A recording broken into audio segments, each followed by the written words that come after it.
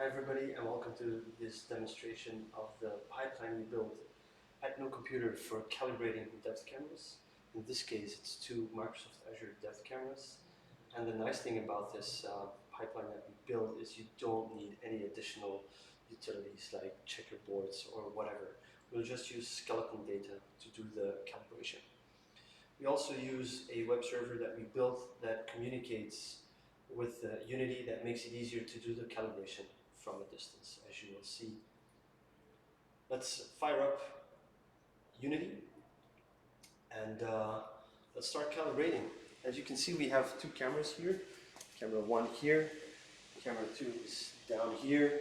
They both have they're both placed at different heights and different rotations, just to make it a bit more difficult for the algorithm to work, but it should work fine. So step 1, this is actually a two-step process. Step 1 is we'll calibrate one camera, and then based on that calibration we'll calibrate the second camera in relation to the first. So let's start with step 1 and just press the button here on my phone, and this is step 1. So the first camera is already calibrated and positioned in the 3D world as it is positioned in the real world. So we calculated the rotation. We've done this based on the IMU units in the sensor, and the height is calculated by detecting the floor, and then based on the floor detection we calculate the height of the camera. So what we're going to do now is we're going to calculate how that camera is positioned in relation to that one. That means in distance, but also in rotation. And to do that, we'll use skeleton data. So first, we calculate rotation of the body in relation to the first sensor. We also do this for the second sensor, and then we can calculate the difference in rotation.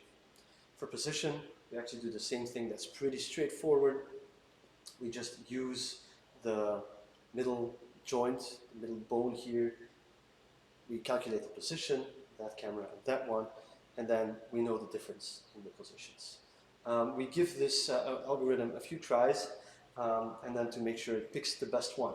So let's start with phase 2 of this calibration. Let's do that. There we go. We'll give it 150 tries in this case. I'm standing pretty still in order for the algorithm to do its work.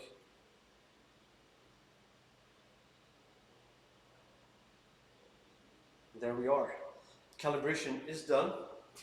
Let's take a look. You can see the two cameras here, right? Both placed in the scene as they are placed in the real world. Let's zoom in a bit. There we go. You can see these cubes. They represent the cameras and how they are rotated, and also how high they are placed. See, that's correct. So this all looks really good, actually. Let's take a look at the scene without the point cloud, actually. Just take a look at the skeletons only, just to give you an idea how close everything is. These skeletons are really well aligned. We don't need any extra tools, no checkerboards, no nothing. So that's good. Now there's only one thing left, that is actually merging. I have to not forget to save our calibration.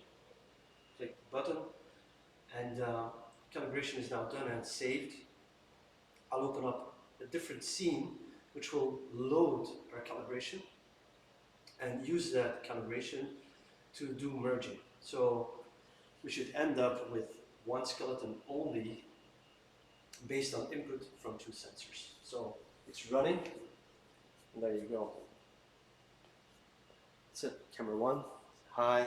Camera 2, high. That's it. I'll take a look at the, see if that works, at the point clouds as well. There we go. And